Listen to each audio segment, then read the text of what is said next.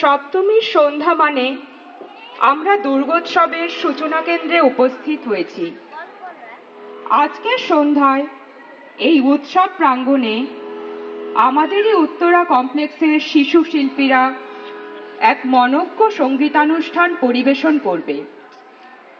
মা দুর্গার আগমনের সাথে সাথে যেমন আকাশ বাতাস নদীগিরি প্রান্তর মুখরিত হয়ে ওঠে, মাঠ ঘাট আন্দোলিত হয় কাশের দোলায়, চারিদিক ভরে ওঠে শিউলির সুঘ্রাণে, তেমন শিশুদেরও হৃদয় এক অনাবিল আনন্দে মেতে ওঠে।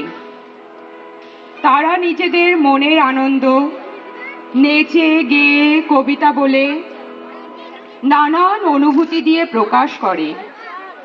ছোট্ট ইউভিয়ানা নিজের মনের আনন্দ প্রকাশ করবে রবীন্দ্রনাথের মাধ্যমে, ফুলে ফুলে ঢলে ঢলে গানের মধ্যে দিয়ে।